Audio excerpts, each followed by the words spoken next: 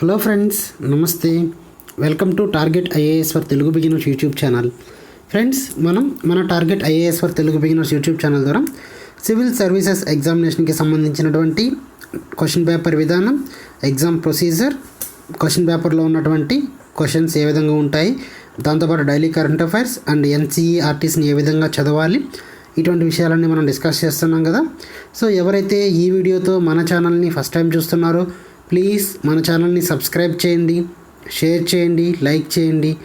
మీకు civil services ఎగ్జామినేషన్కి సంబంధించి ఎటువంటి డౌట్స్ ఉన్నా సరే, ఎవరైతే సివిల్ సర్వీసెస్ ఎగ్జామ్ని బిగిన్ చేయాలి అనుకుంటున్నారో అటువంటి వాళ్ళకి సివిల్ సర్వీసెస్ ఎగ్జామ్ పైన ఎటువంటి డౌట్స్ ఉన్నా సరే మన కామెంట్ బాక్స్లో కామెంట్ రూపంలో పెట్టండి.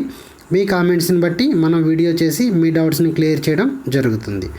సో ఈరోజు ఉన్నటువంటి అతి ముఖ్యమైనటువంటి కరెంట్ అఫైర్స్ మన యూపీఎస్సీకి ఒకసారి మనం గమనిస్తే, so private sector in Indian railways. First topic మనకి ఏంటంటే ఇండియన్ రైల్వేస్లో ప్రైవేట్ సెక్టార్ అనమాట. అంటే భారతీయ రైల్వేస్లో ప్రైవేట్ సెక్టార్కి సంబంధించినటువంటి ట్రైన్స్ని ప్రవేశపెట్టాలనేసి భారతీయ రైల్వే అనేది సంకల్పించడం జరిగిందనమాట.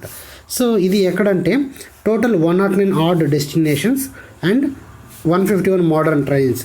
అంటే మొత్తం మనకి 109 ఆరిజిన్ డెస్టినేషన్స్లో టోటల్ 151 మోడర్న్ ట్రైన్స్ని ప్రవేశపెట్టాలి అనేటువంటి ఒక సంకల్పం అయితే తీసుకోవడం జరిగిందనమాట.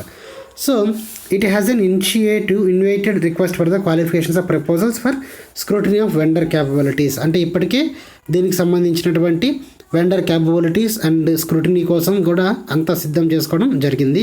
ఇన్ఫ్రాస్ట్రక్చర్ కానివ్వండి, ట్రైన్ ఇన్ఫ్రాస్ట్రక్చర్, ఇవంతా కూడా ఆల్రెడీ సిద్ధం చేసుకోవడం జరిగిందనమాట. So it will be expected to begin in 2023 in the 12 clusters. సో దాదాపు 12 రకాలైనటువంటి క్లస్టర్స్లో 2023 కూడా ప్రారంభించాలి అనేటువంటి సంకల్పంతో భారతీయ రైల్వే ఉందన్నమాట. ఇక్కడ మనకి బిట్ ఏ విధంగా వస్తుంది అంటే, which of the following statements is, లేకపోతే consider the following statements regarding the Indian railways privatisation అని అడుగుతారు. సో ఫస్ట్ క్లస్టర్లో మనకి 12 క్లస్టర్స్లో 2023 కంప్లీట్ అవుతుందని, నెక్స్ట్ 151 వాటిలో దాదాపు 151 ట్రైన్స్ అని తిప్పుతారని ఇలాగ స్టేట్మెంట్స్ ఇస్తారు. మనం కరెక్ట్ స్టేట్మెంట్ చూస్ చేసుకొని ఆన్సర్ పెట్టాలన్నమాట. The present invitation is private operators for the 151 trains would be in the assessment of railway board and only fraction of the train operation 5% of the 2800 mail and express services operated by Indian railways. అంటే ఇప్పుడు తీసుకున్నటువంటి ఈ 151 trains private sector initiative అనేది just మన భారతీయ railway నడుపుతున్నట్టు మొత్తం 2800 రకాలైనటువంటి మెయిల్ అండ్ ఎక్స్ప్రెస్ సర్వీసెస్లో జస్ట్ 5% మాత్రమే ప్రైవేటైజేషన్కి ఇవ్వడం జరుగుతుందన్నమాట. ఈ కంటెస్ట్లో మనం చాలా ఇంపార్టెంట్ చదువుకోవాల్సింది ఇండియన్ రైల్వేస్ ప్రైవేటైజేషన్ గురించి. నెక్స్ట్ దాని తర్వాత తేజస్ ట్రైన్స్. అసలు ఏంటి తేజస్ ట్రైన్స్ అనేది ఒకసారి గమనిస్తే, earlier in the 2019 the Indian railway catering and tourism corporation, IRCTC అంటాం కదా, మనకి మొబైల్ యాప్ కూడా ఉంది, IRCTC booking app. So which is government is the majority share holder was given the pilot Tejas train operations in the New Delhi, Lucknow, Mumbai and Ahmedabad sectors. అంటే already ఇప్పటికే IRCTC అనేటువంటి వాళ్ళు train ఆపరేషన్స్ని private సెక్టార్స్కి అయితే ఇవ్వడం జరిగిందనమాట. ఏ సెక్టార్స్లో మనకి న్యూఢిల్లీ కానివ్వండి, లక్నో కానివ్వండి, ముంబై అండ్ అహ్మదాబాద్ కానివ్వండి. సో ఇక్కడ మనం గమనించాల్సిన అంశం ఏంటంటే, క్వశ్చన్ ప్రైవేటైజేషన్ పైన డైరెక్ట్గా అడగకుండా ఇక్కడ ఇలా కూడా అడిగేటట్లు ఛాన్సెస్ ఉంది. తేజస్ ట్రైన్స్ ఏ రూట్స్లో ఆల్రెడీ ఇప్పుడు మనకు ప్రైవేటైజేషన్ అంటే ఐఆర్సిటీసీ అనేది పైలట్ ప్రాజెక్ట్గా తేజస్ ట్రైన్స్ ఆపరేషన్స్ అనేది ఇవ్వడం జరిగింది. ఏ సిటీస్లో న్యూఢిల్లీ, లక్నో అండ్ ముంబై, అహ్మదాబాద్ వీటి మధ్య ఇవ్వడం జరిగిందనమాట. ఇది important. The present move takes another step towards the completing passenger train operations. ఇంతకుముందు ఏమో ట్రైన్స్ ఇచ్చారు, అది 2-3 రూట్లలోనే. ఇప్పుడేమో డైరెక్ట్ మొత్తం ప్యాసింజర్ ట్రైన్స్ అన్నింటినీ కూడా ప్రైవేటైజేషన్ కోసం ముందుకు తీసుకెళ్లడం జరుగుతుందన్నమాట. దాని తర్వాత ఇంపార్టెంట్ మనకి పాలిటీకి సంబంధించినటువంటిది మధ్యప్రదేశ్లో ఈ మధ్య బాగా న్యూస్లో ఉండేది ఏంటంటే ఆర్టికల్ 161. ఏంటి ఆర్టికల్ 161 అనేది మనం ఒకసారి గమనిస్తే, Congress party has alleged that the strength of the council of ministers in the Madhya Pradesh is exceeded the prescribed limit in the violation of the constitution. అంటే ఇది మనం ఏ కంటెస్ట్లో చదువుకోవాలి అని మనం గమనిస్తే, మనకేంటంటే మొత్తం ఉన్నటువంటి మంత్రి మండలి సంఖ్య అంటే ఇంక్లూడింగ్ చీఫ్ మినిస్టర్ గౌరవ ముఖ్యమంత్రితో కలిపి మనకు ఉన్నటువంటి మొత్తం మినిస్టర్స్ సంఖ్య ఆ స్టేట్లో ఉన్నటువంటి మొత్తం లెజిస్లేటివ్ అసెంబ్లీస్ అంటే ఎమ్మెల్యే స్థానాలు ఎన్నైతే ఉంటాయో వాటిలో 15% కంటే ఎక్కువ ఉండకూడదు. ఇది రూల్ అన్నమాట మనకి.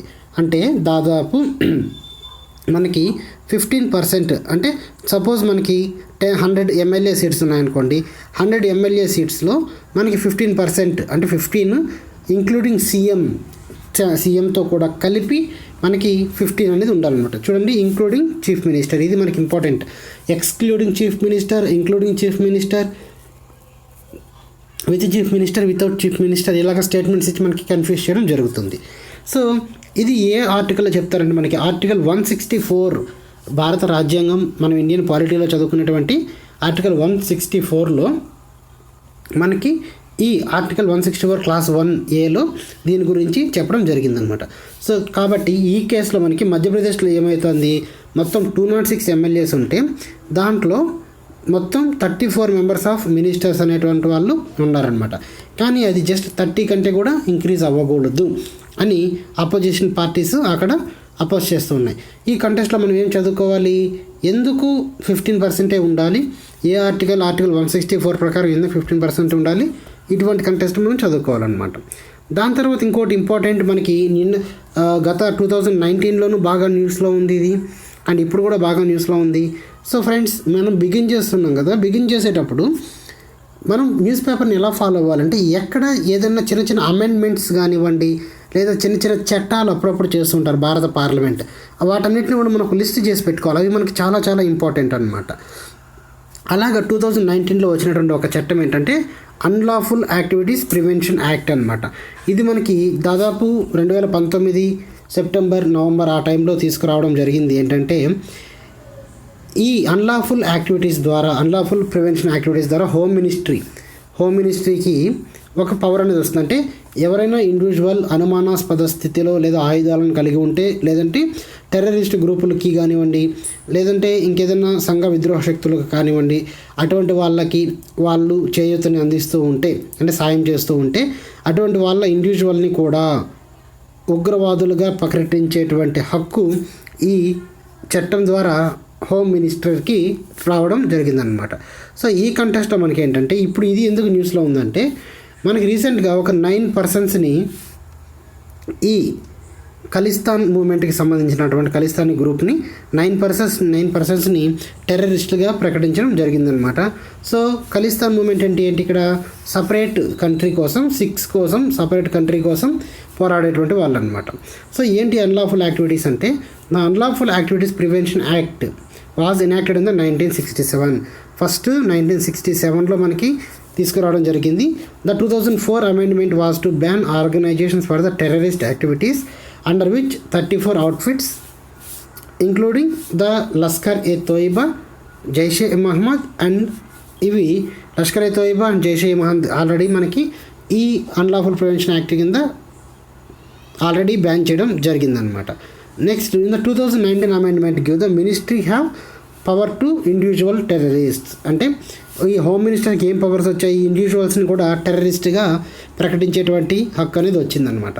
సో కాబట్టి in September 2019 the 4 individuals to be the first designated as an terrorists. First మనకి 2019లో ఎప్పుడైతే ఫస్ట్ యాక్టివిటీస్ అనేది స్టార్ట్ అయిందో అన్లాఫుల్ యాక్టివిటీస్ ప్రివెన్షన్ యాక్ట్ అనేది, అప్పుడు వెంటనే మనకి 4 మెంబర్స్ని ఫస్ట్ డెసిగ్నేటెడ్ టెర్రరిస్ట్స్ మనకి 4 ఇండివిజువల్స్ని టెర్రరిస్టులుగా ప్రకటించడం జరిగింది. తొలి విడత ఎవరెవరు అంటే జైష్-e-మహమ్మద్ చీఫ్ మసూద్ అజర్ కానివ్వండి, లష్కర్-e-తోయిబా హఫీజ్ సయీద్ గారు కానివ్వండి, అండ్ హిజ్ డిప్యూటీ జాకిర్ హుస్ రెహమాన్ లఖ్వీ, వీళ్ళని మనకి అండ్ దావూద్ ఇబ్రాహిం, వీళ్ళని ఆల్రెడీ ఈ యాక్ట్ కింద టెర్రరిస్టులుగా ప్రకటించడం జరిగింది. ఇప్పుడు ఈ ఖలిస్తాన్ మూవ్మెంట్ కోసం పోరాడుతున్నటువంటి వాళ్ళని 9 మెంబర్స్ని కూడా పెట్టడం జరిగిందనమాట. సో ఈ విధంగా మనకి ఈ అన్లాఫుల్ యాక్టివిటీస్ అనేది మనకి చాలా చాలా ఇంపార్టెంట్. ఇది ఫ్రెండ్స్ ఈరోజు ఉన్నటువంటి అతి ముఖ్యమైనటువంటి ఇంపార్టెంట్ కరెంట్ అఫైర్స్ మన సివిల్ సర్వీసెస్ ఎగ్జామినేషన్కి సంబంధించి. సో ఎవరైతే ఈ వీడియోతో మన ఛానల్ ఫస్ట్ టైం చూస్తున్నారో ప్లీజ్ మన ఛానల్ని సబ్స్క్రైబ్ చేయండి, షేర్ చేయండి, లైక్ చేయండి. మీకు ఎటువంటి డౌట్స్ ఉన్నా సరే మన కామెంట్ బాక్స్లో కామెంట్ రూపంలో పెట్టండి. Thanks for watching friends. Thank you.